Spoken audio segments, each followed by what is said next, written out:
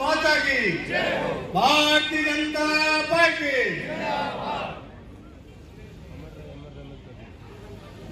आज के इस जिला अध्यक्ष के पद ग्रहण कार्यक्रम के अवसर पर हम सबके बीच मुख्य अतिथि के रूप में राजस्थान सरकार के समाज कल्याण मंत्री सम्माननीय अविनाश जी गहलोत, राजस्थान सरकार के राज्य उद्योग मंत्री के रूप में हमारे बीच में सम्माननीय के विश्नोई जी, हम सबके वरिष्ठ, लंबे समय में राजनीति में हमारे जिले का प्रतिनिधित्व करते रहे राज्यसभा के पूर्व सदस्य सम्माननीय श्री रूडी साहब, हमारे सूर सागर से विधायक सम्माननीय देवेंद्र जी, जोधपुर शहर के विधायक सम्माननीय अतुल जी, हमारे भारतीय जनता पार्टी के वरिष्ठ नेता सम्माननीय मेघराज जी लोहिया, पूर्व महापौर सम्माननीय घनश्याम जी, सम्माननीय श्री बाबू सिंह जी, सम्माननीय श्री हमारी शहर की महापौर वनिता जी, और सम्माननीय हमारे संगठन में पूर्व उपाध्यक्ष रहे और हमारे समय हमारे बीच में सम्माननीय श्री प्रसन्न चंद्र जी मेहता, सम्माननीय मंच, सम्माननीय सभी कार्यकर्ता बंधुओं, बहनों और प्रेस के बंधुओं, आज का ये अवसर हम सबके लिए एक सौभाग्य का अवसर है कि भारतीय जनता पार्टी का साधारण कार्यकर्ता जो वार्ड से लेकर मंडल और जिले के अध्यक्ष के रूप में आज पद ग्रहण कर रहा है। ये भारतीय जनता पार्टी हर 5 वर्ष के बाद अपने संगठन का गठन करती है और कार्यकर्ताओं को अपने से चुनने का एक अवसर देती है। आज देश की सब राजनीतिक पार्टियों के बारे में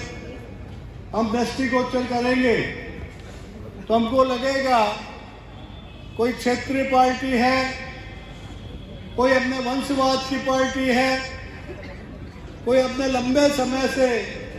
अपने हिसाब से चलने वाली पार्टी है, और आज जो भारतीय जनता पार्टी है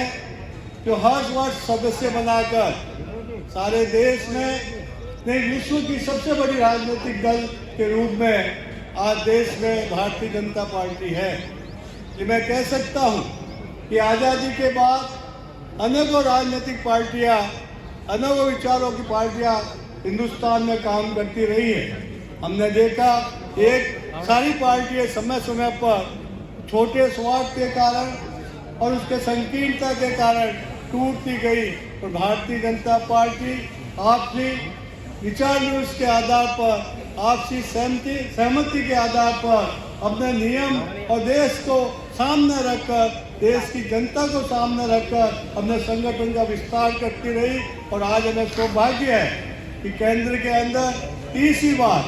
जनता ने हमें भारतीय जनता पार्टी को आशीर्वाद दिया। हमारे यशस्वी प्रधानमंत्री आदरणीय नरेंद्र मोदी जी ने समय समय पर हर बजट घोषणा के अंदर, आप वो 2014 में देखेंगे, 2019 में देखेंगे, और 2024 के बजट में आप देखेंगे कि बजट के आम व्यक्ति को किस प्रकार राहत मिले और क्षेत्र में क्षेत्रीय विकास का संतुलन बना रहे और विकास की धारा कैसे बढ़ती जाए और जन कल्याण के लिए काम हम किस प्रकार करें। इस तरह समय समय पर हमने जो घोषणाएं की है, जो आम जनता का उसमें लाभ हुआ है। अभी का हमने बजट देखा होगा, मध्यम वर्ग के लिए बजट है, जिसमें इनकम टैक्स की 12 लाख की जो छूट दी गई है। इस छूट के पीछे आपने देखा होगा कि आम आदमी का जीवन स्तर बढ़े, ये हमारे प्रधानमंत्री जी का सोच है। उज्ज्वला योजना के माध्यम से युवाओं को रोजगार मिले, ये हमारे प्रधानमंत्री जी का सोच है। भारतीय जनता पार्टी सदैव सोचती रही है, हर हाथ में काम हो, हर खेत में पानी हो, हर एक को रोजगार मिले, ये सोच के साथ भारतीय जनता पार्टी आगे बढ़ रही है। मुझे इस बात के लिए खुशी है, मैं आज हमारे जिला अध्यक्ष के रूप में राजेंद्र जी पालीवाल ने जो